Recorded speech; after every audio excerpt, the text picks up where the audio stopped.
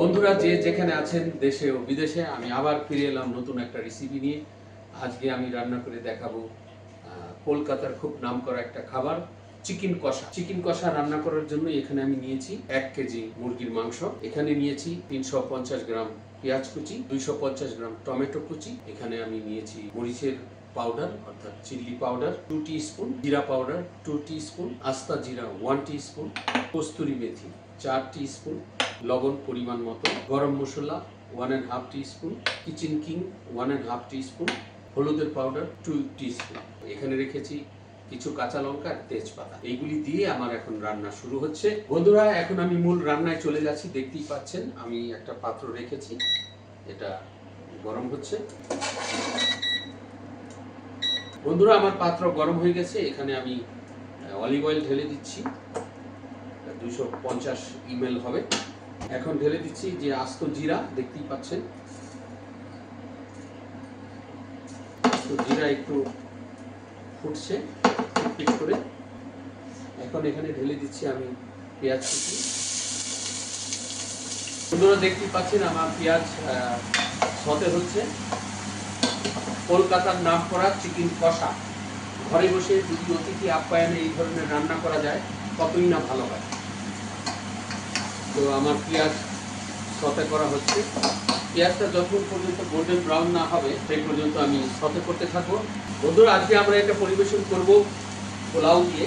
সেই পোলাওটাও আমি রান্না করে দেখাবো। অলমোস্ট ব্রাউন হয়ে গেছে। এখন ধীরে ধীরে বাকি উপকরণগুলি আমি এখানে ঢেলে দেবো। সবচেয়ে প্রথম যেটা আমি ঢালতে যাচ্ছি আদা রসুন বাটা, এটা 2 টেবিল স্পুন ঢেলে দিলাম। মশলাটা যাতে পুড়ে না যায় তার জন্য সামান্য একটু পানি ঢেলে দিলাম। আমি আদা রসুন বাটা ঢেলেছি 2 টেবিল স্পুন, পাউডার 2 টিস্পুন, জিরা পাউডার 2 টিস্পুন, গরম মশলা 2 টিস্পুন, চিলি পাউডার 2 টিস্পুন, হলুদের পাউডার 2 টিস্পুন, ধনিয়া 2 টিস্পুন। বন্ধুরা, দেখতে পাচ্ছেন আমি সব উপকরণগুলি ঢেলে দিয়েছি। মশলাটা যাতে জ্বলে না যায় তার জন্য সামান্য একটু পানি ঢেলে দিই। তো এখন যেটা করতে যাচ্ছি যে টমেটোগুলি কেটে রেখেছিলাম কুচি করে, সেটাও ঢেলে দিই। তেজপাতাটাও ঢেলে দিলাম, পরিমাণ মতো লবণ ঢেলে দিলাম, যদি প্রয়োজন হয় আরো দেব।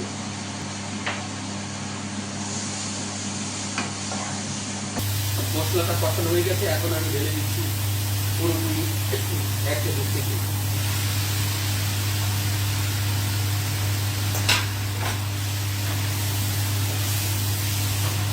কিছুক্ষণের জন্য এটাকে আমি ঢাকনা দিয়ে ঢেকে দিচ্ছি। এই পর্যন্ত যে যেখানে আছে আমার সাথেই থাকে। এখন আমি তৈরি করে দেখাচ্ছি পোলাও। চিকেন কষা দিয়ে আমরা আজকে খাবো পোলাও। এটা পোলাও দিয়ে পরিবেশন করা হবে। তো আমি পাত্রটা রেখে দিয়েছি, পাত্র গরম হচ্ছে। তো বন্ধুরা, পোলাওর জন্য, পোলাও রান্না করার জন্য দেখতেই পাচ্ছেন এখানে আমি রেখেছি 150 গ্রাম পেঁয়াজ কুচি, 1 টেবিল স্পুন আদা রসুন বাটা, 3-4টা তেজপাতা, এলাচ দানা এবং লবঙ্গ, কয়েকটা চিলি।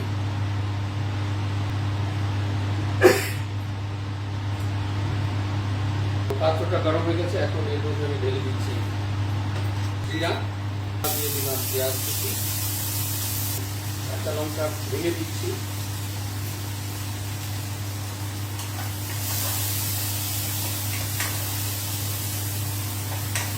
পেঁয়াজ প্রস্তুত হয়ে গেছে।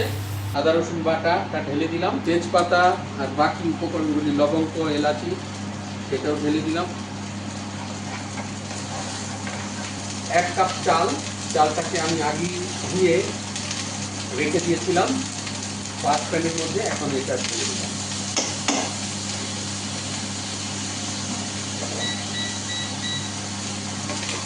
তো দেখতেই পাচ্ছেন এখানে 1 কাপ চাল আমি দিয়ে পোলাও তৈরি করছি। আমার চালটা কষানো হয়ে গেছে। তো 1 কাপ চালের মধ্যে আমি 2 কাপ পানি ঢেলে দেবো। দেখতেই পাচ্ছেন পানিটা একদম মেপে দেবো, আপনারা সবাই দেখবেন। 1 কাপ, আরো 1 কাপ। বন্ধুরা দেখতেই পাচ্ছেন চিকেন কষা খুব সুন্দর রান্না হচ্ছে। এদিকে আমার পোলাও হচ্ছে, এটাকে 15 মিনিটের মধ্যে আমার পোলাওটা তৈরি হয়ে যাবে। 15 মিনিটের জন্য এটাকে আমি ঢেকে দিলাম।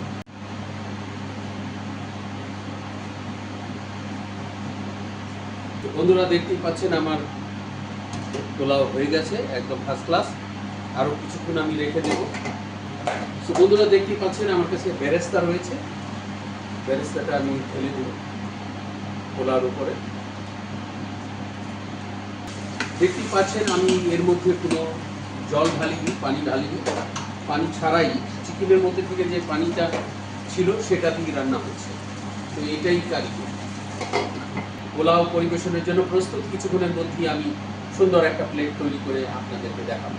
তো এই প্লেটের মধ্যে আমি আজকে পরিবেশনের জন্য একটা ছোট্ট প্লেট তৈরি করে দেখাবো। এইখানে আছেন আমার চিকেন কষা ফার্স্ট ক্লাস হয়েছে।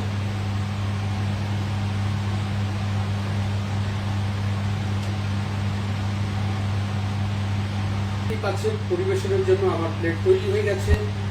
ঠিক এইভাবেই আমরা সাধারণত রেস্টুরেন্টের মধ্যে পরিবেশন করে থাকি।